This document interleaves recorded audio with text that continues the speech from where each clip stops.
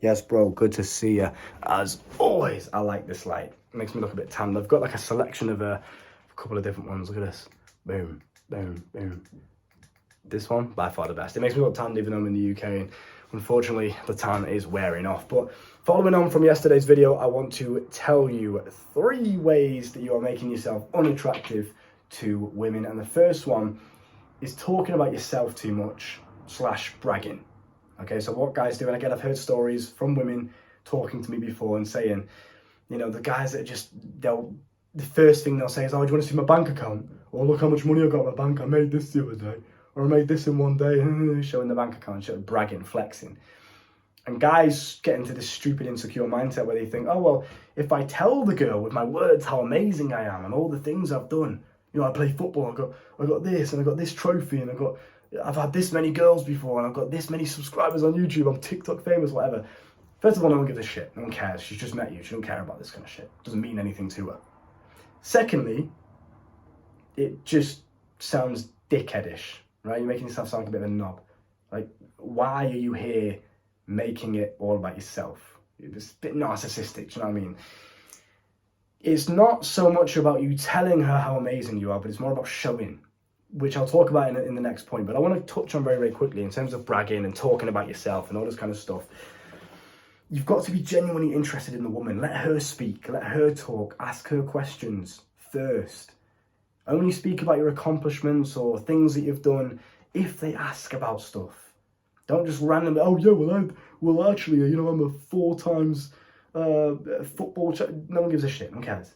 Yeah, you could throw it into a conversation every now and then if it's on a similar relatability. You could kind of, oh yeah, well I actually had an experience before. You know, I used to do football back in the day, and I was pretty decent. I won a couple of tournaments or whatever, but I don't even play football. I don't know why I'm using this as an example, but you get what I'm saying. Yeah, you know, I won a couple of tournaments. You could throw it in like that. It's a bit more natural, a bit more organic. But just randomly going like, yeah, well, I'm actually really fucking good at football. I'm the best. I was best in my class in high school. I won all these tournaments. It's the way you do it, do you know what I mean? Don't talk about yourself so much unless you are asked certain questions or unless you're following on from something the girl's already said to keep the conversation going. Try not to talk about yourself so fucking much. No one gives a shit. And if they do, they will ask. If they're genuinely interested, if they want to get to know you, they will ask. Then it's your cue to talk. And bragging, it's just a no-go. It's just a no-go. And I know it seems like I brag sometimes on YouTube with the watches and the jewelry and, you know, oh, I get all these girls and all this kind of stuff.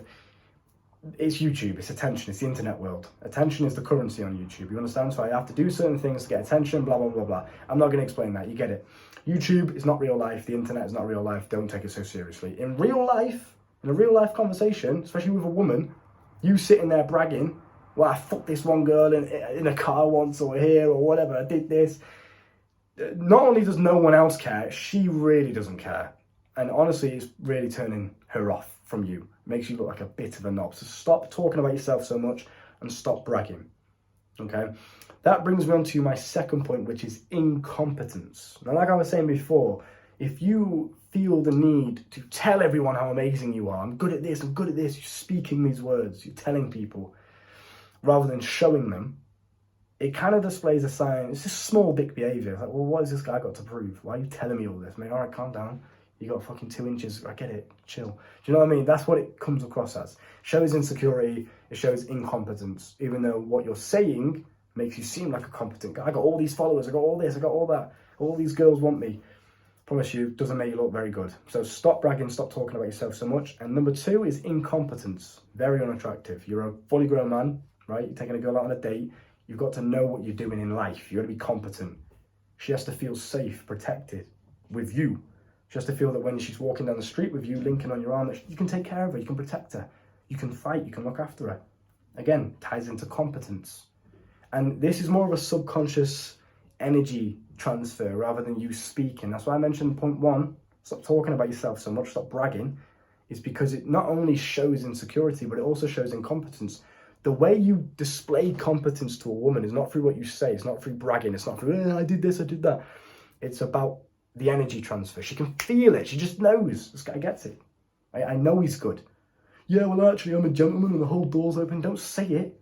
Just do it. That's the difference. She wants a guy that just gets it. She doesn't have to ask. She doesn't have to tell him what to do. He just gets it. both in the bedroom, out the bedroom, on the street, wherever it may be. You are competent in as many different areas as you possibly can be. So the best way you can do this is by just looking at your weaknesses, looking at skills that you're not really developed in, and working on them. As many skills as possible. You know, whether that be fixing things, whether that be going to the gym and learning how to use different equipment, whether that be, I don't know, running and learning a different technique, whatever it may be, it doesn't matter what it is. Speaking, articulating yourself properly, music, anything. Just level up some skills, knowledge on the world, Google things, learn stuff, expand your vocabulary, learn to speak correctly, learn what words mean what phrases mean what, learn about the way the world works, about how money works. All of these different things you can do. Read. Educate yourself. That is the best way you can become more competent. And then also action that as well in the physical world. Just do more things, experience more things, take more risks, get yourself out there. Stop being so worried about, oh, what if this happens, what if that happens? Even if it does, it's an experience, you'll learn something, even if it's negative. I've been in a lot of negative situations and it's just another experience. Not only do you learn from it, not only does it take the power away from that negative experience, but also you're just more competent, you just know how to do things. The only reason I can come on the camera and teach you this advice in so many different areas of life is because I've done so many different things. I've experienced so many different things, both negative and positive. That makes me competent in those areas because I've done it. That's how you get good at stuff, doing it, actioning, practicing that skill. So that's number 2. If you are incompetent at things, if you don't really know how to do stuff, you might be able to get away with it here and there, but on the grand scheme of things, if you just don't know how to do anything, especially in the bedroom, it's not very attractive. It's sometimes a bit of a turn off. So make sure you're working on that as well, okay? And that ties into the first point, which is instead of speaking so much about how good you are, just be that man, become that man.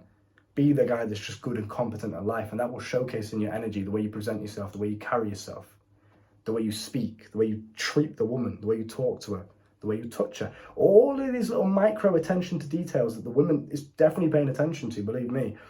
These things are translated to her, so you don't even have to say anything, she just gets it, right? Little stuff like your dirty fingernails, you know what I mean? Cut your nails, make sure they're filed properly, look after them. I'm not saying to like a feminine standpoint of like manicure and all that kind of stuff, just make sure you're looked after in the small things as well, because attention to detail with women especially is very, very important. So that's competence covered. The last one, I've actually taken notes for this video, so you're welcome, is rudeness. So in terms of being unattractive to women, is rudeness. If you're rude, if you're impolite, if you're disrespectful to people, you don't say please and thank you, if you're just a bit of a dickhead, and like I said before, that comes back to the bragging point.